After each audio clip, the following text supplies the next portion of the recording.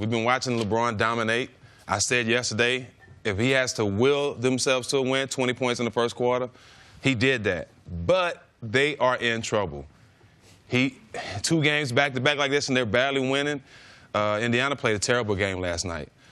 To come out of a timeout at the end of a game and to let Oladipo get a look like that to tie the game in the playoffs, they're not paying attention to detail. They're probably in the huddle talking about other things, but they definitely weren't talking about coming out and paying attention to this play. Plays like this at the end of a game shows that this team is not all together and they're not all on the same page. And I'm pretty sure T. Lue told them that this was going to happen coming out. Yeah, this would have been unfortunate. I think this would have been one of the biggest losses that we've seen since LeBron came back to Cleveland if they had ended up losing that game. But impressive. That first quarter, that's impressive. When you see a guy score 16 points and the other team scores a point, when everything is on him, basketball is not like football. Football, you can play mad and you can play tight, intense. Basketball is not a game that you can do that. You cannot shoot the basketball and make buckets when having that type of mentality. So with LeBron having all this pressure on him and him doing what he did in the first quarter, you can't shoot the basketball like that if you're tight. So for him to still be loose and still be totally locked into what he needed to do, I thought it's one of the most impressive things I've seen LeBron, that absent of the NBA Finals in a long time. Wait, Stephen, you touched on it quickly.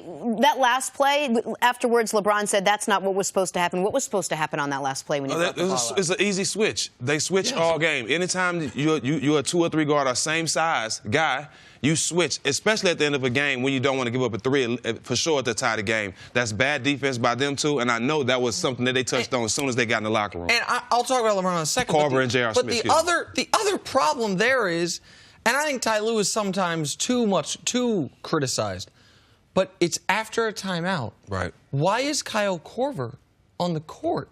Like, it's one defensive stop to win the game. Right. Kyle Korver is not out there for his defense. You have your own timeout. If you get a stop, either the guy who gets the rebound is going to get fouled immediately, or you're calling timeout. Or if you don't get a stop, you're calling timeout. I don't know why Kyle Korver's out there, but I want to talk about LeBron for a second here. So last night, LeBron, he hits thresholds 45, 12, 5, at least 70% shooting. That's been done in a playoff game twice by LeBron, once by every other player in the history of the league. If we want to just have rounder numbers, show the 40, 10, and 5 playoff game stats, because that was his 10th career 40, 10, and 5 game. That's the most ever. Second most is at 4 with Jordan and Shaq tied. We can't become numb to what we're seeing. I said at the start of the show, we're in the 13th season of the best series on television, the LeBron James playoff show. And he delivered once again last night. Now, is it concerning that when I mentioned the 45, 12, 5, the other time he did that, Game 6 in Boston, Year 2 in Miami, what many people believe to be the single biggest game of his career. If they lose that game, they break up the big 3. He at that point had no championships. The fact that he had to go into that mode, have that facial expression similar to what he had in that game in Game 2 of Round 1 against Indiana, now that is a problem. Right. That speaks to the level of talent around him and the lack of experience around him. But what he did last night, he's the only guy in the league, Stephen, that going into a game that his team has to have, I am fully confident is going to show up. I believe Steph's going to show up. I believe KD's going to show up. I believe Harden's going to show up. You know in those spots LeBron's going to show up. That's why when we watch these games, we're not worried about – you're not looking at this game worried about LeBron going to show up. We know he's going to show up. It's the other guys. You know, we want to know – What other guys, Stephen? J.R. Smith. What other guys? Rodney Hood, Kevin Love, Tristan Thompson, if he's there. George Hill. All these guys, who's going to step up? I mean – this team looks so different, not having Kyrie on their bench. Like, it looks so different. And LeBron is I know he's looking around like, where my help going to come from? And he's doing all he can. It just don't look good going back to Indiana with him averaging triple-doubles at home and still barely pulling those wins. So you're really worried about them winning this series? I'm really worried about it. Like I said, I would never come out and say that they're going to lose because I have so much respect for the game of LeBron and what he does on the court and how dominant he is. But to struggle at home with the games he's having. But the long-term effect in the East. It's going to wear him down. It's wearing him down. And it's wearing him down this series because, like I said yesterday, He's getting triple-doubles, but he's scoring over 3-4 people every time, and it's starting to wear him down. I don't know if he can do that for 7 games in the series. Go ahead. Could you even name the third best player on this team at this point? Or is it a shifting rotation? And is Kevin Love like the absolute number 2 option all the time? Well, the third best player is J.R. Smith, but it looks like it's Kyle Korver because he's the only one that's able to hit shots consistently. You know, you can't expect him to win a game for you. You know, he's not going to stop nobody on defense. He's not going to drive and throw a no-look pass to LeBron for a game-winning dunk. He's going to shoot threes, so his role is limited. But he has been the third best player because he's been consistent with his shot. The other thing, though, that the Cavs are going to have to do defensively, and this speaks to the wearing them down and wearing LeBron down, if that can happen. And I think it can happen. Like, LeBron never gets hurt, leads the league in minutes, plays all the games. Well, you saw 6 minutes into the game, CC, when that opening punch took a lot out of him. He was heavy breathing, like he had to conserve energy in the second and the third quarter. You never see him like that early in a game. Like, sometimes it looks like he hasn't broken a sweat yet. But what they are going to, Victor Oladipo was contained last night due to foul trouble. Right. And the other reason he was contained is in the fourth quarter in particular, they started to put LeBron on him. We have seen LeBron do this in the past. The year they played MVP Derrick Rose. And LeBron, I think, was a little angry Rose had won the MVP his first year in Miami. Fourth quarters of those games, LeBron guarded Rose. That was 8 years ago. Right. Asking year 15 LeBron, hey, we're going to need you to either get a triple-double or score 40 and guard this guy, who's probably at this point a little quicker than you, who's the best player on their team. That is asking a lot of anybody. And we've seen, like, at some point the energy will become a factor. I think that one thing we can take away from this, 2 things we should be able to take away from this as far as admiring what LeBron did. His efficiency, 46 points on only 24 shots. Right. There's only a few people that can do that. Very and few. We have to acknowledge, because I'm one, I believe to be the greatest player, you have to play the best in the critical times. Him making those free throws at the end of the game, 10 out of 13 from the free throw line, I'd like a little bit better than that. But those free throws and how efficient he was, those are things that LeBron James, I believe that we should take as far as being the most impressive things out of what he did. Stephen, thanks for hanging out with us all week. Good to see you. you. We had so much fun. Will you come back and do it again? Hopefully. Next week. Well, he has to. You haven't booked at your kid's school, Jenna. He's got no choice now. There's nobody on that team that can guard Paul George on that block for 2 or 3 dribbles. If they change up their offense, I guarantee you the series will turn around. What about the Rudy Gobert factor? Because it seems like the reason that they're not doing a lot of what you're describing is because Gobert's probably committed about 38 defensive 3-second violations in this series, and it's just not being called. Right. He's there, the best rim defender in the world, the guy who's probably going to win Defensive Player of the Year. He seems to be the reason they're not doing more of what you're describing. See, you're testing my coaching skills, and this is why I'm going to be a great coach. Sit Steve Adams down. Play small. Play small. Change your pace. That's the only way you take the big man out the game. That's the only way you take the big man out the game. And, Nick, I've told you this for a long time.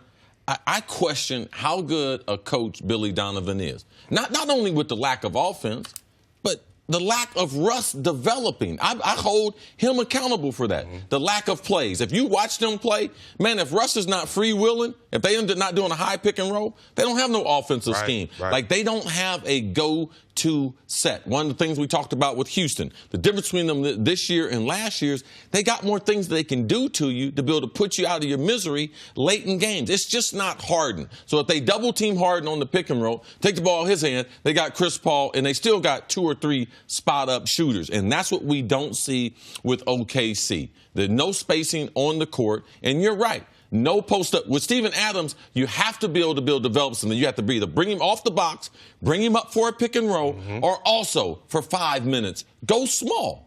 And the other thing that I would have liked to see from OKC is to recognize, I know you're the home team in this series. I know you're the slight favorite in this series, or you were going into the series.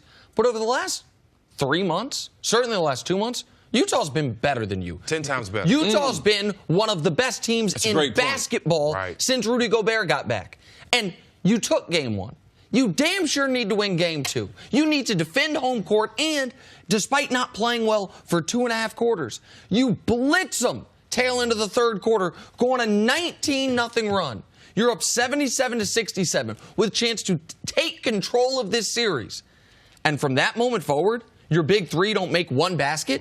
From that moment forward, you're 0 of 16 from the field while you get beat 35-18 to finish the game from Melo, Russ, and Paul George. Like, that can't happen. And that was the opposite of what you talked about in the Pelicans. You said the Pelicans had put the foot on their throat. Exactly. That Oklahoma City had that opportunity at home, not on the road like the Pelicans did, and they couldn't take advantage of it. Just the most inconsistent stars we've seen on a basketball team are the most inconsistent big three we've ever seen. You got to give some credit to Donovan Mitchell. How great was it to watch him the last 2 games, what he's been able to do to step up as a young kid and shine in a moment like this? You know, when you're watching the game like OKC and you see these guys together and you see how they playing, it's so depressing. This is the only bright side of watching the game, this young star and how great he's going to be in the league. I mean, the confidence, you know, I seen this kid at the slam dunk contest. The way he's built, Yes.